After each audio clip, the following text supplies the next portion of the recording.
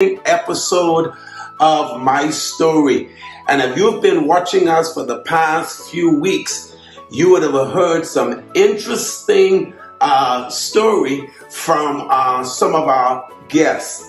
I want you to go ahead and share the link. Get the word out this evening. So good to see all of you in already and ready to hear. But what we're going to do tonight is that we are going to bring together all of the guests that we had for this month. And you're going to hear some clips and some interesting pointers that they share about their story. This is my story, and my brothers and sisters, every one of us who survived have a story. Everyone that you see have success, have accomplished something of greatness. Let's use that word, have a story. And I want to hear your story.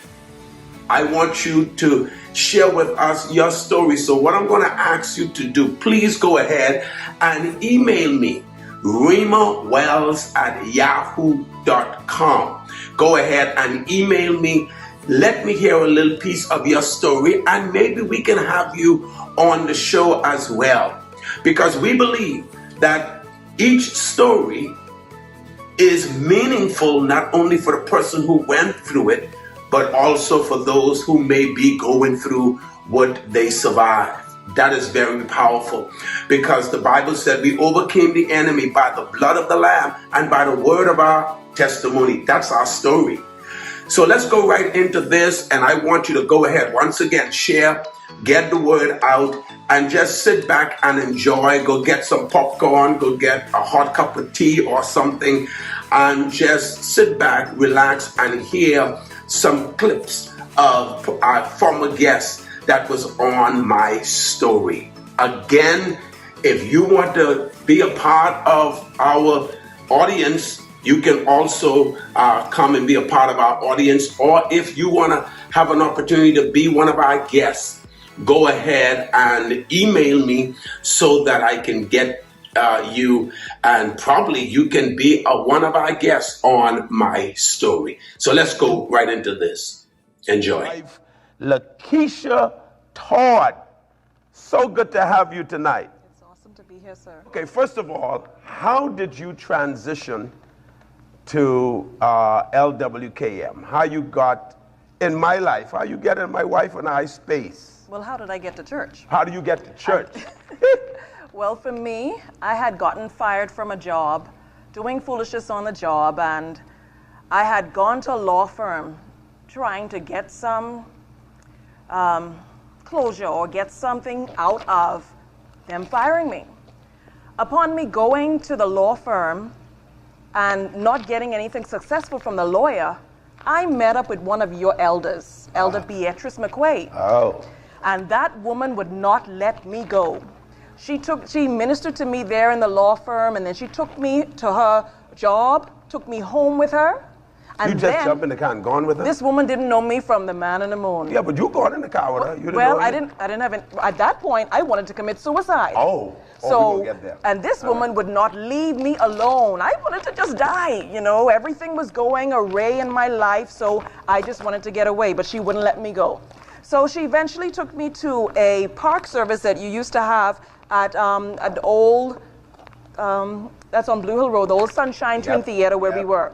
And I was there at this concert, and I liked reggae, so that really pulled me in, you know. And I saw you guys on you and Pastor Farquharson on the pulpit, and y'all were talking and everything, ministering to these people. And I looked and I said, boy, I look at them and I say, yeah, I want one of them. One of who? One of y'all. Oh, Jesus. She doesn't start to tell the story. Oh, Lord. I have to tell the story, the truth, the whole truth, number, the truth. Wow. Okay, so I said, yeah, because I know what it is for men, well, so-called men of God, who don't actually live up to what they say they are. But I met up with this holy man of God. And I was like, this is really a holy man of God. He ain't playing with his children. So that's what really sold me into coming into Living Waters, a father. Wow. That's what really sold me. But I didn't even know when I walked up to the altar and gave my heart to the Lord. And here I am. You serving in ministry now. How long you been serving? I've been here for going on 21 years, and I've been serving for the majority of that in the capacity of the choir, the praise team, and You was now... in the choir too? Yes, sir. Praise team too? Yes, sir. And evangelism at the same time. Wow.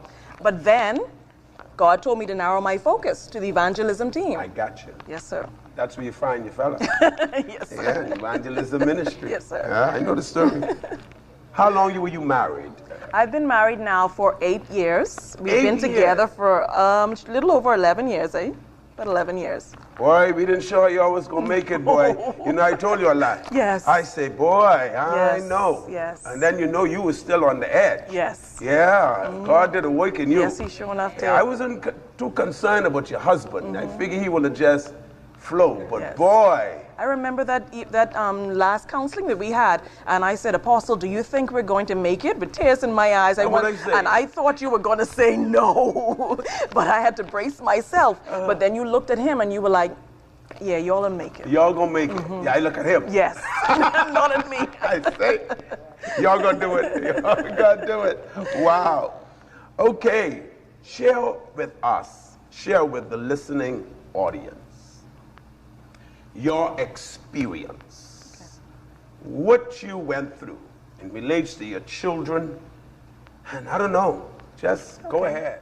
I went to the club by myself. And in the middle of the night, I think it was maybe 2, 3 o'clock in the morning, here it is, I get a blow in my gut. That stopped me on the dance floor that I had to run home. And when I ran home, because I'd left them with my neighbor's daughter, teenage girl. So when I got there, I thought, okay, they were just sleeping, you know, and I saw this body move around. And so I started to call to them, Jasmine, Drexel, why you all ain't sleeping, you know? And none of them answered. So I finally rustled and got inside the house. And to my surprise, when I got in the house, the gentleman was there with his shirt off. And he just stood there and looked at me and I said, what the are you doing in my home? You spoke in tongues. Yes, I spoke in unknown tongues. Okay, so I asked him that and he didn't say anything. So I brushed past him to get to the room where my kids stayed. Even though they had their own bedroom, they always stayed with me. Right. Because I was married at that time, but I was a single mother. So You were married I was married to my lesson. Yes. to your lesson. And I got my blessing afterwards. But I was married to my lesson. Ah, that's powerful. Yes, yes. I would. I gonna use that. Yeah, I was married to my lesson. And but now I have my got blessing. my blessing. Yes. So here I am looking at the gentleman. I pushed past him and got in the room. The sight that I saw in the room, I can still see it now, 21 years later. I can still smell the room like I smelt it that day. At that point, here it is, my son Drexel was at the top of the bed. Like I said, they stayed in my room because we stayed together all the time, even though they had their bedroom. But he was at the top of the bed. His neck had already been sliced. Hold on. What you mean his neck was sliced? His neck was sliced. Well, Jasmine was worse because Jasmine, anyway, let's continue. Yeah. His neck was sliced and he was stabbed about his body. Jasmine was, I found her from the Korea, that she was in the praying position. She was actually praying when he killed her the last breath. And he had beheaded her and stabbed her about her body and sodomized her. The guy is in the room, in the house, Yes, while you're looking at all of this? yes. And I started to scream. And as I started to scream, that's when he pushed me into the bathroom. And he started to freak out. He didn't know what was going on. Shut up in here before I kill you. Shut up in here before I kill you. And I just kept screaming and screaming. Now, let me ask you this question. If that's a dream or this real life story? This is real life. I still In the see Bahamas? in the Bahamas. Shrimp Road, off How Carmichael. old was the kids at They that were time? 7 and 5 years old. 7 and 5, Yes. girl and boy? Yes. Who's the oldest? Jasmine, the girl. Jasmine.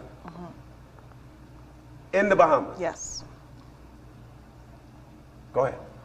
Okay, so like I said, he had me hostage in the bathroom. But something told me to tell him that I have asthma and I need my Primatene Mist. At that point, I don't know if you know the fans that have the light in it. As I saw his body pass, no, sorry, before all of that, there was a struggle ensued, And that's when he took off my pants and fought with me inside their bedroom and everything, I guess to possibly rape me. At that point, I hadn't even seen the rocks and the knives that he'd already had all over their beds. I didn't see this stuff until the evidence in the courtroom. So he tried to kill me then, and then we fought, got in the bathroom and all of that stuff. And I told him to get my Primatene mist. When I told him to get that and his body went past that light to go into the room, I sped out of that house. So I ran straight out to the road because he possibly would have dragged me back in that house and killed me. Right. But I ran out to the road, and that's when lights started to come on and people started to come out to give me aid. And then from what I was told, he ran into the bush trying to kill himself. Your children, both of them, were dead. Yes. How you were able, in the midst of all of that, you had to plan for funeral.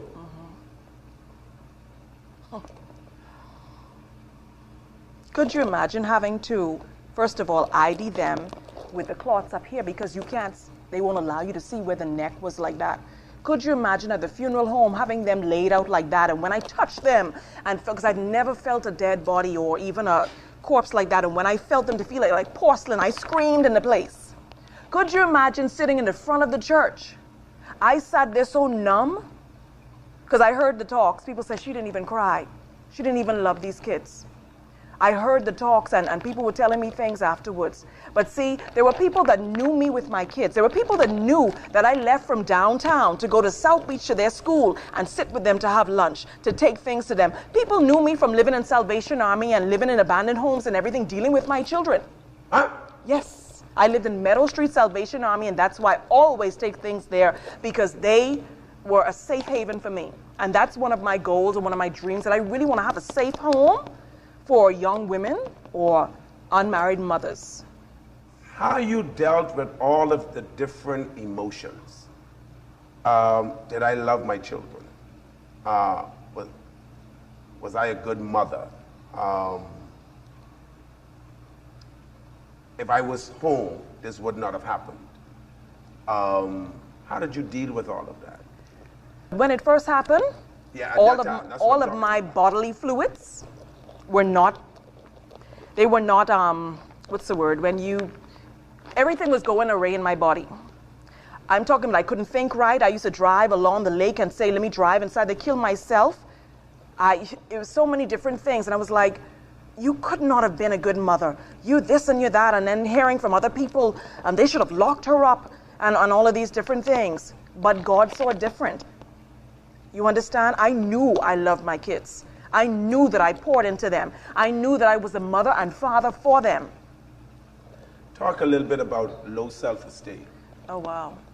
What that mean to you? For me, it's looking in the mirror, people telling you that you're gorgeous and you're beautiful, and you look in the mirror and you see this big, fat, ugly, good-for-nothing person. That's what I see as low self-esteem. And I see it as everybody can tell you these things, but until you get it, you can't see it for yourself. And I looked at this bottle of water earlier, and I said, wow, that is the motto of this church, reaching out to give life through the Word of God. Many people ask me, did you do counseling? No. My counseling was from Blue Hill Road to right here. My counseling, listening to you speak, allowing God to speak to me through you. And people always wondered, well, why is she always in the church? When my husband met me, he met me running up and down, doing all kind of different ministries and all of that stuff. Even my family was like, Jesus, she always in church, always this and everything is a church. You doing something at church again? But honestly, I had to come in to get my pill, get my shot, whatever it was. It's therapeutic for you. It's therapeutic, and it still is therapeutic for me. Is that guy in prison or what? Yes, he is. And it's funny that you said it. Yes, he's in prison, and the thing about it is, myself and my husband actually go to the prison and minister. Do you see him? He has seen him in the prison. My husband has seen him. They didn't alert him until after he'd finished his ministry that that's who he was. You think he know? Probably not. Yeah, but you ought to be on Facebook. They got Facebook in jail and thing too. Yeah, that's true. Facebook in jail, so they know. He knows what's happening. And then they put their picture out there that they're in prison. Yeah. Mm-hmm. Let's talk about forgiveness. Yes. how important it is for me to forgive, how important it is for us to let go. It is vital. Because the thing about it is, when you don't forgive someone, you're carrying all of that on your back. You're carrying all that load and weight on you. You're thinking that they're even concerned about you. They sleeping, you up all night or whatever, and they ain't caring about what you're thinking about. So for me, I heard before that unforgiveness is like you drinking the poison and hoping that that person dies. But it's only hurting you. So I tell you today, forgive. Forgive for your own freedom. Hey, my brothers and sisters, I have some great and exciting news for you. Guess what's getting ready to happen? We're getting ready to introduce another service. It is called our cultural experience. What's this about? This service will be catering to the Creole community. Wow! When it's going to happen, Apostle? It's going to happen on the 4th of July at 4 p.m. You want to be with us. And I'm inviting all of my Creole brothers and sisters to be in house. It's going to be powerful worship. You're going to be able to enjoy worship in Creole and in English. You're going to be able also to get the word. We're going to give you principles from the word of God. And you're going to be able, now I don't speak Creole, but I got people here who can. But I will be preaching in English, and you will be able to get the information off the screen in PowerPoint with English and Creole. My, I am so excited about this. I believe that the Lord has graced me for this time to minister to the Creole community. I believe that there's a grace on my life to strengthen, to empower, and to inspire my brothers and sisters. Be with us. Don't miss this inaugural service. Okay, Nishka, it's now on you. Go ahead and invite them to be with us. Service à service expérience culturelle. C'est pour tout haïtien, tout le monde yo. N'a bien praise and worship, n'a bien service louange en anglais, en créole, n'importe où besoin là, n'a là, gap bien translation pour vous, pour mettre là ensemble avec nous. Et puis nous exciter en pile pour nous inviter dans service qu'a fait là à Living Waters Kingdom Ministries dans Warren Street 4G à 4. En nous venons louer l'Éternel ensemble dans service expérience culturelle. What you will do different if you remarry now or get married again, what will you do different? What would I do different? First of all, I would choose different. You would choose different. I would say I would not have chosen her. I would choose different. I got you. Because right now I am in smack dab in the middle of my purpose. Yep. And so I would rather stay by myself. If you're not coming in hands, where I going? I got you. Because I want a mission. That's good. Eh? That's good. That's good. Because that is not, I mean, a lot of pastors, when you get married, listen to me, I ain't getting married just for getting married sake. Mm-hmm. I can be by myself. Right. I get married according to purpose. Yep. Yep. And you got to be a helpmate to me. You got to come alongside. I ain't looking for nobody to take care of me. But also, when you're looking at this age, you have to fully take care of nobody neither. Right. You know? You didn't fully understand purpose when you first got married, and you didn't understand the importance of partnership. No. You see? In helping to fulfill purpose. No. So you was mixed up to some degree. Mixed right up. Yeah. Yeah. Mixed right up. Yeah. But I thank God, my kids survive. Yeah. Because listen, my brothers, let me tell you something, divorce, I don't wish that on my greatest enemy. Drug addiction, and he had nothing to do, and my father leaving me and growing up in a single parent home, that pain was like nothing to compare to the pain to that. Wow. I wanted to die. Wow. That I don't wish that on my worst enemy. I remember when you was going through that process. Boy, listen, but that was some. Yeah. My God. I remember But the thing about it is this, right? The thing about it is this, but even though it was my worst hour, it was one of my best hours. Yeah, that was your defining moment. Because I was being forged to be who I am today. Woo! Wow. Because I made some tremendous, I'm not bragging, I made some tremendous leaps and bounds. Since that? Out of that. After. Wow. Out of that. Wow.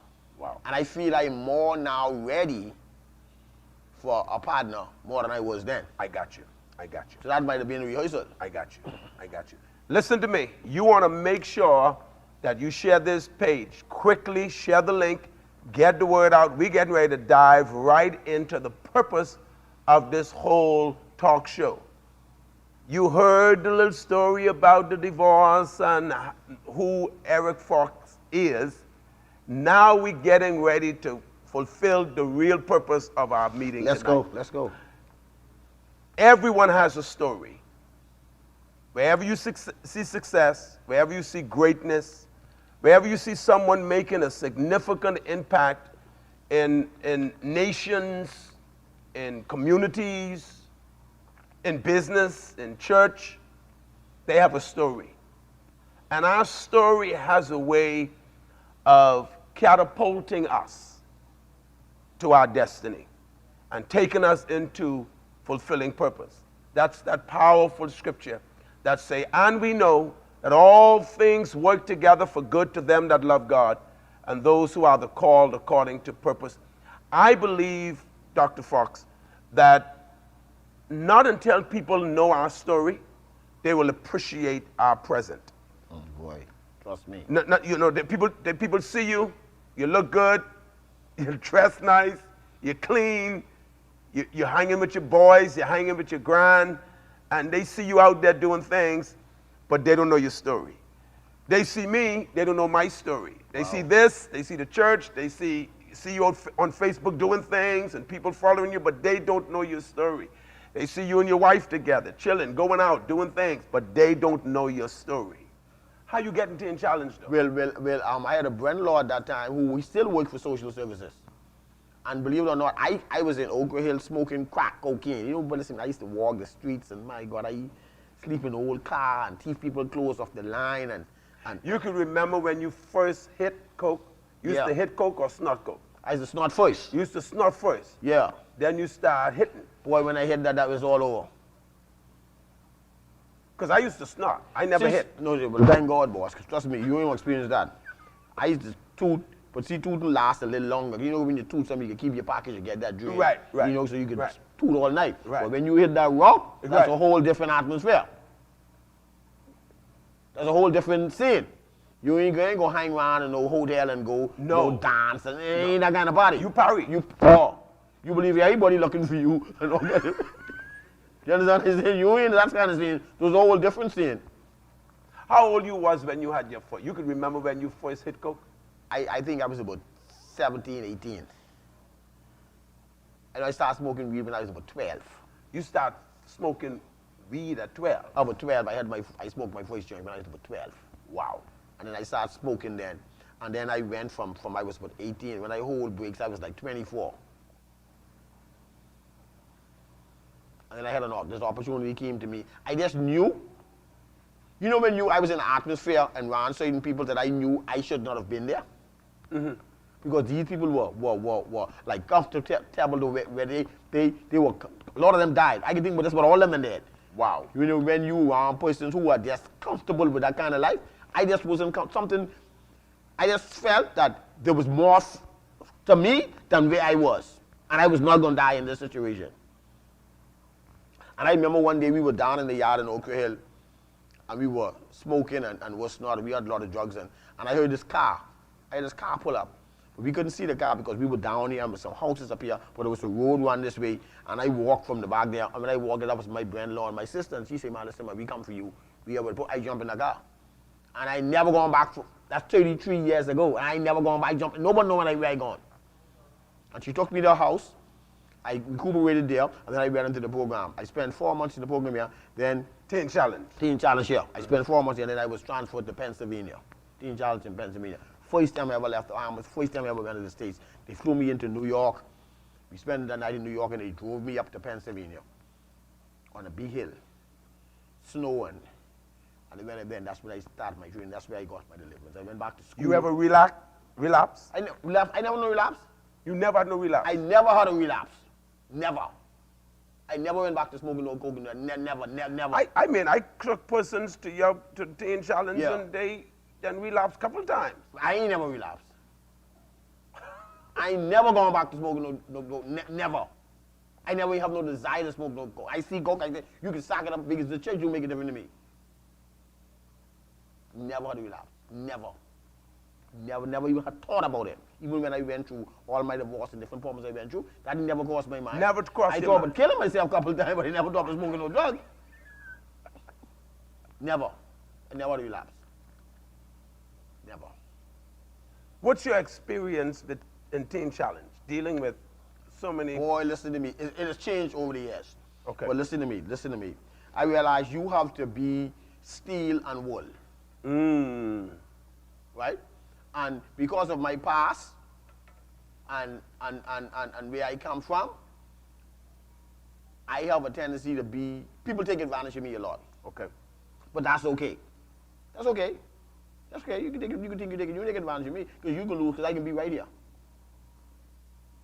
And so a lot of times I give guys grace and I try to work with them and try to show them, man, I've been there, you can come out and try to help them to get developed and bring about deliverance. You know, deliverance is just more than a spiritual thing. Yeah. You need physical deliverance too. And physical deliverance come through, right now we have moved Teen Challenge into more like a skill. So we have marine technician, we do farming, we do carpentry, because it's one thing to tell a man give your life to Christ. But when he can't pay his bills, Yep. and he can't take care of his family, Yep. then that's a whole different ball game. So when we bring him to Christ now, we want to get him a skill, we want him to go back to school. I got my GED from Teen Challenge in Pennsylvania. I couldn't even read right when I got up there. When I went up there, I was placed in the reading room. So when all the guys would have gone into Philadelphia and New York on the weekend, I couldn't go for the first start. Because you had to learn how to read. I had to go in the reading room.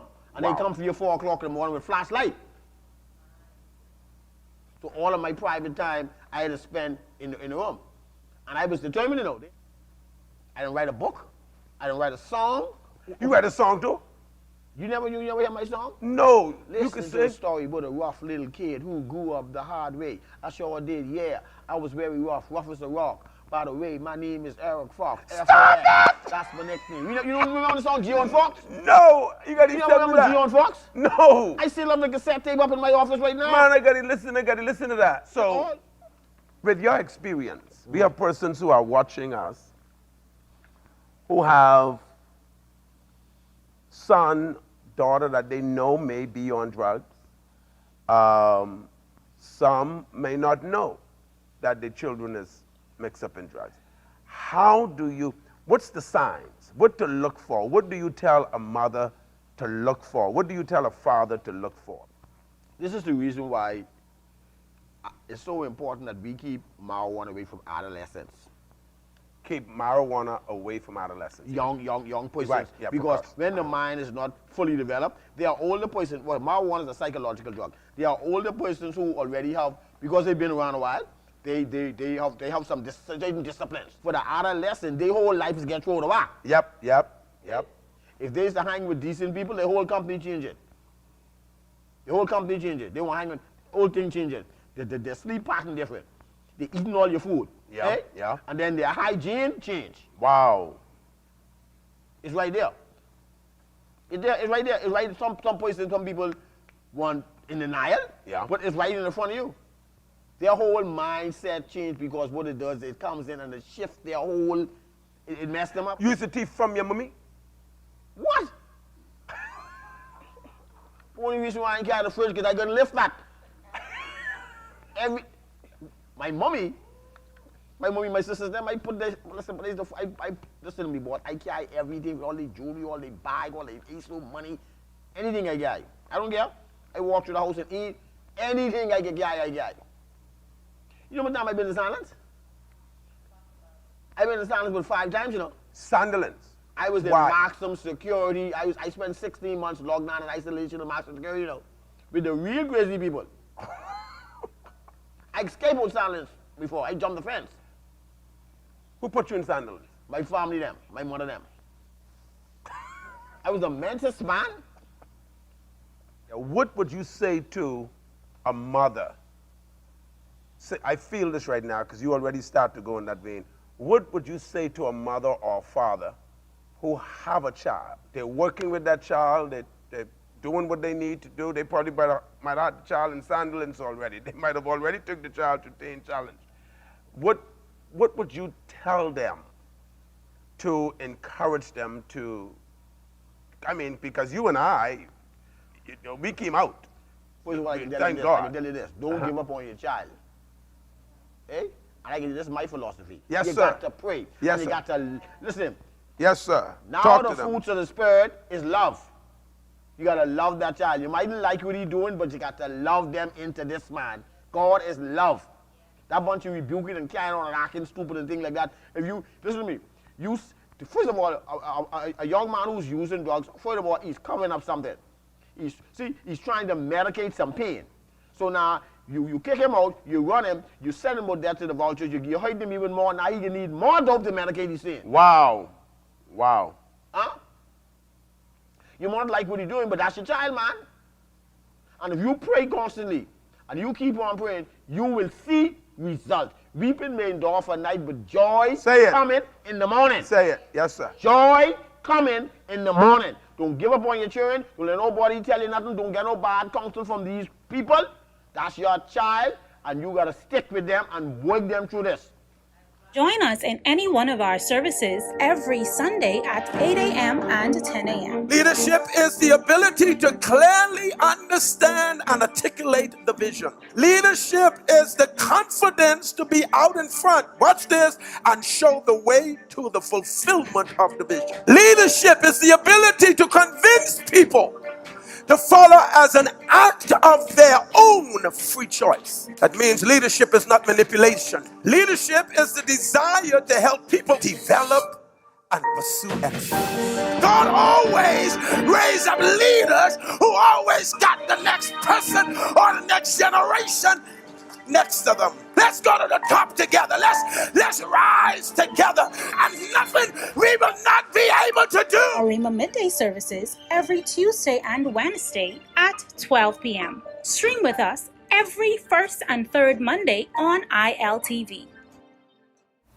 How many children do you have?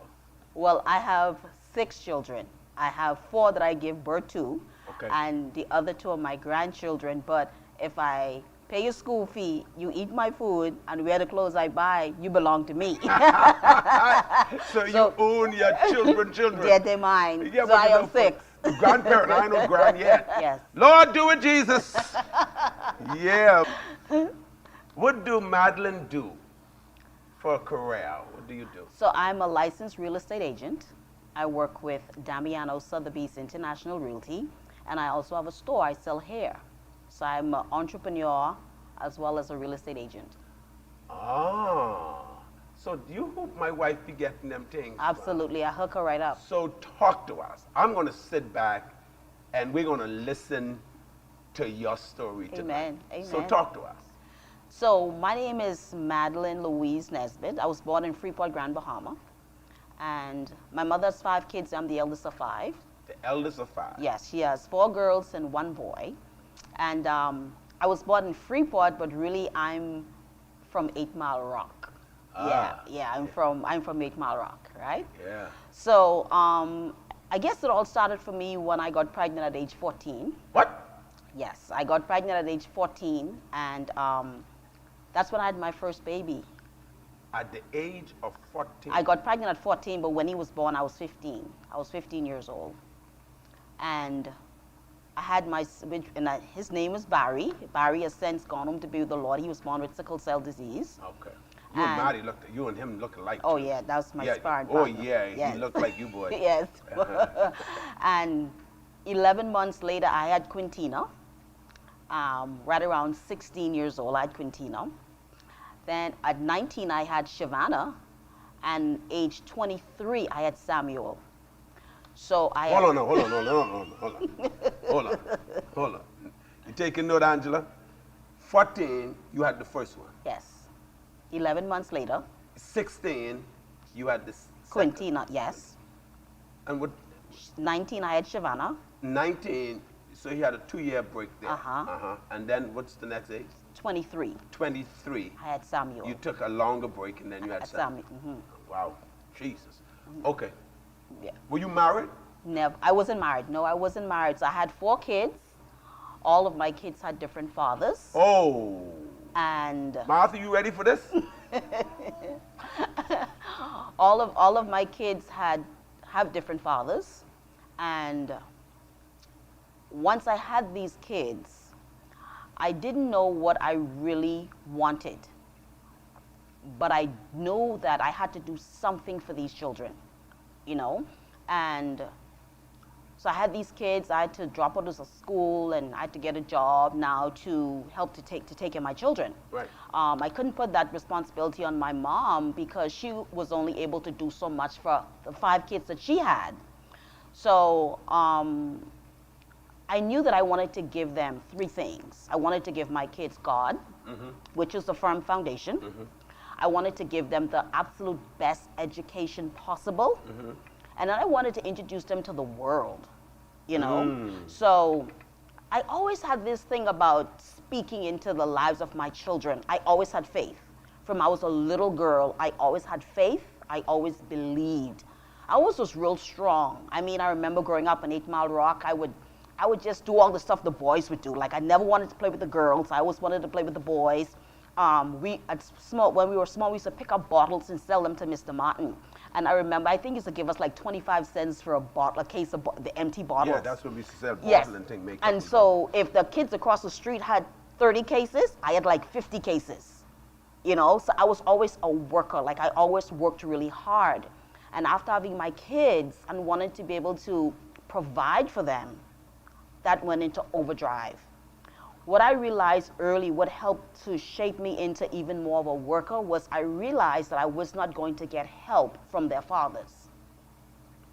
You realized you was not going to get help from their fathers. They were not going to give me what I needed for them. Because here it is, I saw what my life was, what was happening around me, and I wanted so much more for them. I got you. So what happened was I ended up moving from 8 Mile Rock, going to Freeport. I ended up selling timeshare, and I realized, okay, you can talk, you can make some money, you can talk, okay, you can talk. So I ended up putting my kids in private school, right? So I remember I'd spoken to a family member about it, about putting my kids in private school. And I was almost like condemned because I wanted to give my kids an education. So you were single and you wanted to put your kids in private school? Because I wanted to give my kids an education. The one thing that I learned from an early age, if I teach them how to fish, they can eat for a lifetime. Yep. That has been, and Wow. still is to this very day, my driving force. Making sure that their future is secure, come what may. So I remember putting them in Tabernacle Baptist in Grand Bahama. The school fee at that time wasn't a whole lot, but I put them in there. And I did everything without having money. Everything I did was led by faith. Wow. You know, so I didn't have a support system. I didn't have a village.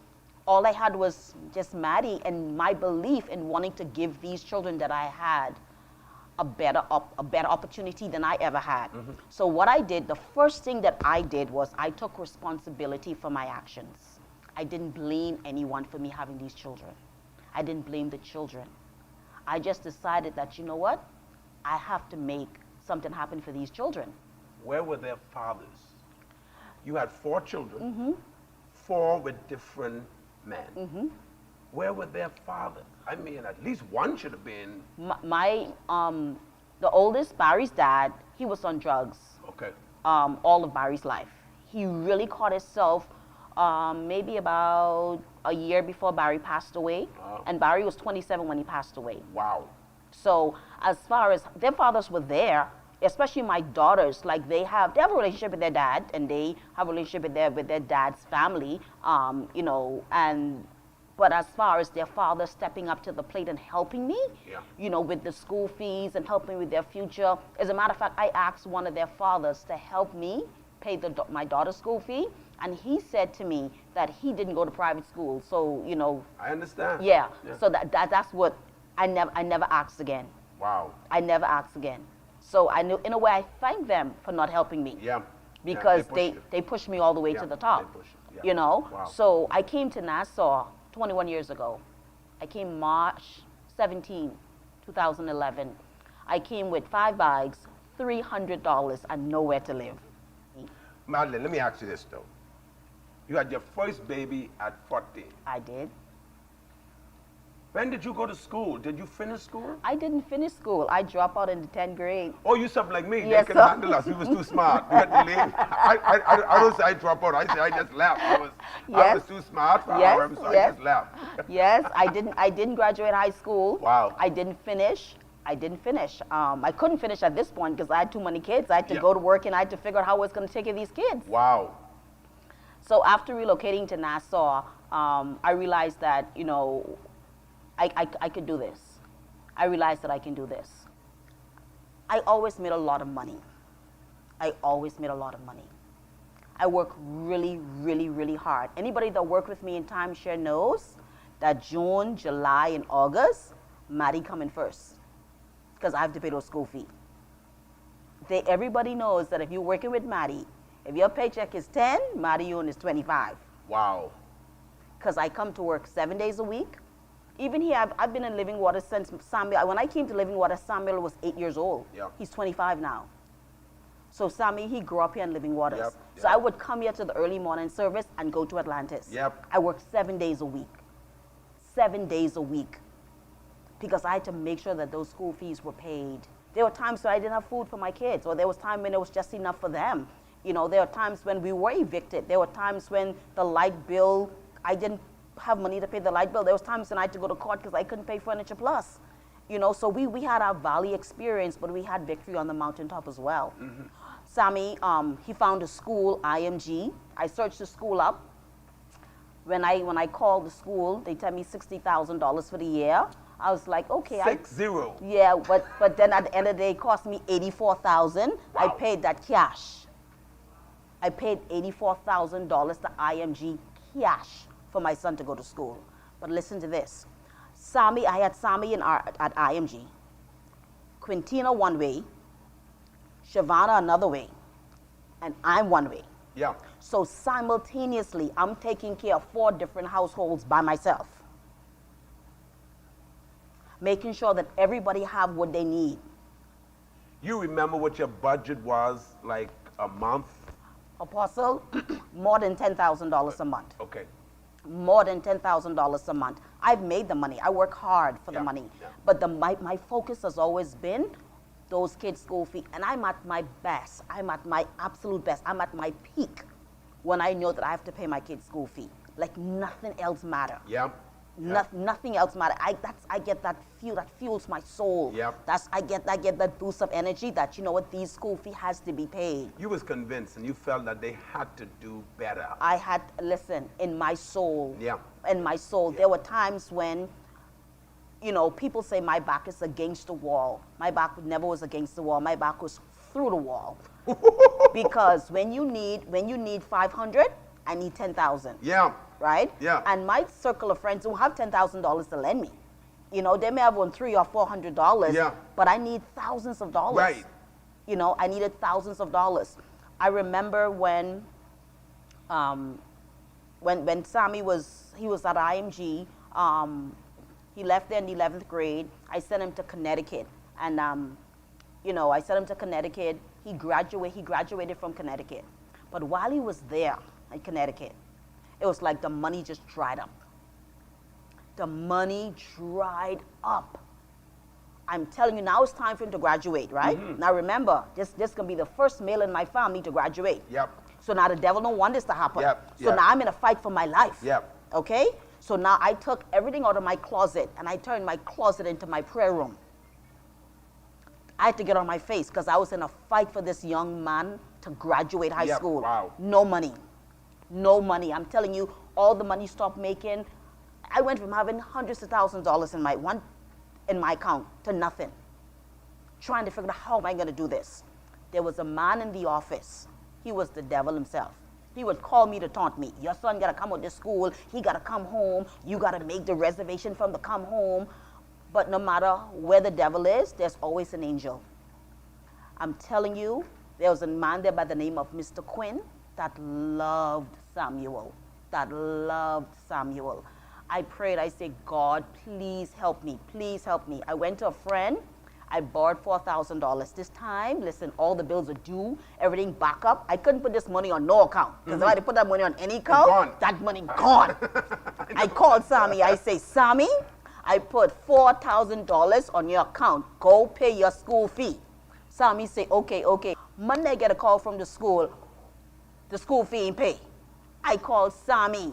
Sammy went shopping in Macy's. No! Sammy, well, no. So I went to Scotiabank. They pull up the... The boy ain't put nothing on the school fee? You sent him $4. He ain't put nothing on it? $3,500 ended up going on the school fee after that. And the only thing I didn't tell him about was this man. And I would have been talking about myself. He went shopping. Right. He went shopping. So now it comes down time for him to graduate. I said, God, this brother got to graduate. He have to graduate. This generational curse has to be broken. He has to graduate. It so happened that they allowed him to graduate. He was able to walk. He graduated with honors. I sat at my desk at work. He sent me a photo of him all dressed up, with them lining up, with his cap and gown on. I didn't even have enough money to go. I didn't have no money to even go to my son's graduation. Wow, but you had joy. I didn't care. Yeah, you just wanted to see him. I just wanted to see him go across that stage. Because once you walk across that stage, every other male in our family is going to walk across this stage and they're going to graduate.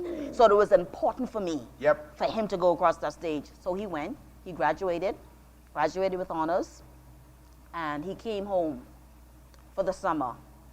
And I said, now, God, he got to go to college. And a single mother need to hear this today. You don't need money. You said this on Sunday. Yeah. You need faith. You need faith. Listen what I had. I had the $8,000 to pay the school fee. I got our tickets, right? We flew from Nassau, North Carolina, to Connecticut. I rented a car. I was there for 2 nights. I had enough money for 1 night in a hotel and one car. One night hotel, 1 night for the car. See, most single mothers, if they don't see it, they ain't moving. Yeah. But I got to move. Yeah. Because I believe. And then they need money for Walmart. I need the money for no, because they got to go in the mall and stuff no. You talk about being intentional, and then I realized, wow, I was intentional even before I know what being intentional was. Yeah. You know. Yeah. So we got there. He went to school. I put him in college, and when I left him, guess how much money I left him with? How much? $7. When I left Samuel at Mitchell College, I left him with $7. And I say, okay, God, this is the number of completion. Right. I drove back, because remember, I only had one enough money for 1 night in the hotel, Right. 1 night in the car, right? I dropped him off, put him in college. See, the curse done broke now, so I don't care what happened now. I can walk back to the airport. I have the victory. Okay? I have the victory. Right. I drove back by myself, and I'm a gutsy girl. Like, I just do it all. I just do it. I drove back, filled the people gas up in the car. They put their gas back in the car, gave them their key, and I probably got back to the airport about 8 o'clock that night. My flight was leaving at 7 o'clock in the morning. So I slept right on the airport. Wake up, freshen up, catch my flight, came back to Nassau, and in 3 weeks, I was able to send him every dollar that he needed for every book, for new laptop, for every single thing that he needed. Everything that he needed. This was in 2015. This was in 2014. It was 2015. And then a few months later, my son Barry passed away. Yeah, tell me about that. My son was sick. Right. He was sick. He was born sick. He was born sick with sickle cell. Long story short, I remember the day that I took him to the hospital. Normally, we take him into hospital, you know, they go through the process. They put him in A&E. He's there for like 3 or 4 days. They'll put him on a ward. But this time, it was different because when I was taking him to the hospital, he was saying like, Mommy, I'm so sorry for all that I've done, and please forgive me. And he just was saying, he was pouring out his heart to me. I just dropped him off to the hospital because this is another one of our normal routine. Right. And dropped him off on Tuesday. And Wednesday, he called early. He called me about 8 o'clock in the morning asking for water. So I was going to work, so I asked Tina. She dropped him some water for me. I didn't go to see him on Wednesday because I figured this is another one of our normal, our normal routine, right? Wow. Thursday morning, I'm going to work. Quintina and Malachi, she's dropping me there. She's going to now take her baby to school. As we get around the punch, my phone rang. Is this Madeline Nesbitt? It is. This is nurse so-and-so from the trauma room. Can you come now? I said, sure. Is everything okay? And she goes, yeah, it's okay, good. I said, Tina, anyway, drop me here, drop your baby and come back. When I got there, they put me in this little room. And I'm trying to figure out what's going on, And they was like, oh, the doctor's going to come and see you. The doctor's going to come and see you. And, of course, I'm here in Nassau. I don't have any family here. So I called my sister in Freeport, and I said, Peaches, I said, well, this is what's going on. And then I called Lady Wells. That's my girl. Yeah. I called Lady Wells, and I said, Lady Wells, this is what happened. She said, Maddie, I coming now.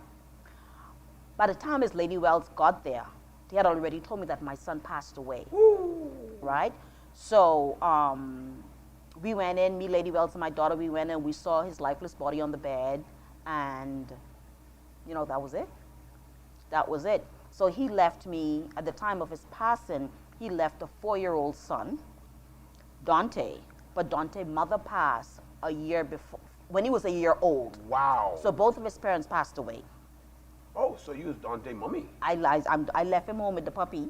So I'm in the process of getting legal guardianship for him. I got you. Yeah, so, I have 6 children now. Yeah. So I've got Dante and Malachi. Yeah. Yeah. Yeah. Tina say, Mommy, this is your child. I say, try it. Right. So, I took him back home to Grand Bahama, and I buried him, in the 8 Mile Cemetery because that's home. That's where we're from. Yep. We're not from here.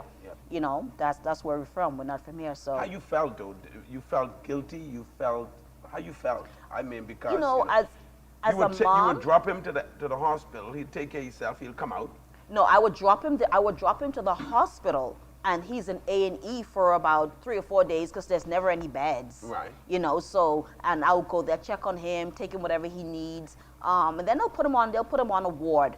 Right, so I'm just figuring this is another time. This is another one of those times, Yep. Yep. But, as a mother, I'm going to speak for me because I don't ever want to rob anybody of an opportunity to speak for themselves. But as for me, I felt like I wasn't done with him yet. I mean, I know God took him away. Yeah. And, I prayed for healing. I remember one time we were in Florida. I went to IMG to one of those parent weekend. We was in a hotel room and I was praying. And Tina says, Mommy, I want you to pray for me like you pray for Barry. But, each child requires a different level of prayer. Yeah. On faith. Yeah. Yep. I don't need to pray for. Attention. Yeah. I don't need to pray for Quintina and Shavana like I pray for Barry and Sammy because Barry and Sammy keep my knee bend and body bow. Yep. You know what I mean? Understand. They keep me before the throne. Mother Wells is watching too. Yeah. So they keep me she before the understand. throne. But my girls, them girls, they make having babies easy. Yeah. Because they easy like Sunday We morning. understand because me and Pastor Junior, we kept mommy and daddy on their knees. Yes. On their body bow. Right before the throne. So, there are times I feel guilty. Like, I feel like maybe I could have done more for him. Right. But I didn't know. Now that he's gone on to be with the Lord, I'm learning more about the sickness. I'm learning more about the disease. Right. And I also learned that we got that gene from my dad because my sister, she and I share the same father, but not the same mother. Her son has the exact same sickle cell like Barry. Wow. So we got that gene from my dad. Barry's son doesn't have it. He doesn't have the sickle cell. So, but my whole life has been geared around my children. We've had some good days and we've had some bad days, but my good days outweigh the bad. And I'm just a woman of great faith. I just believe that I can do it and I will do it. I have my daughter Tina say, now, Mommy, don't talk about me. Well, she's the one I'm going to talk about first. Because, like she graduated last September with 2 degrees, valedictorian, and in September, she's going to law school. Ooh. She's going to Dalhousie, Yeah. she's going to law school. She just called me Yeah. and tell me, but she need this $3,000 laptop. 3,000. Yes, because she need this MacBook. And so she know that's She knows she's gonna get it. That's nice stuff. absolutely that she can get that. And whatever the fee is, when it comes time to pay, I will write the check. The money coming. I don't care. The money coming, and then my daughter Shavana, that's my doctor. And before the end of the year, early next year, she will go back and she will finish.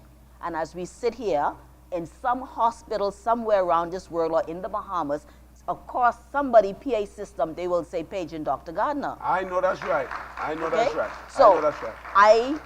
when it comes to my children, I only speak life. I don't allow anyone, I don't care who it is, to speak anything other than what I'm speaking when it comes to my children. Yeah. Because when you speak something on my children, then I have to deal with that backlash. So you're not allowed to speak anything other than what I'm speaking. That's good. As it relates That's to my good. children. That's good. That's good. My children, they are mine. Yeah. No one can ever take them away from me. You can take anything away from me. You can take a car, you can take a house, the husband can go, but at the end of the day, when it comes to my children, they will always be mine. Okay, I know you were tremendously blessed just by some of those little clips of persons, our former guests, who was a part of my story. Listen to me, my brothers and sisters. You want to join us next time on My Story. We have some interesting guests that's coming up to be with us. And you're going to hear their story. You're going to hear how they survived. You're going to hear what they went through in order to be the success that they are. The mere fact that you survived, the mere fact that you are successful, you have a story. And we want to be able to share your story with others and by extension be a blessing to persons who may be going through what you came out of. Yes, we want others to be blessed as a result of your story. Well, until next time here on My Story, please, let's continue to stay strong, stay focused, and continue to stand in the midst of all that you're going through. And keep in mind, all of us have a story. Until next time, God bless you. Have a great evening and looking forward to sharing with you.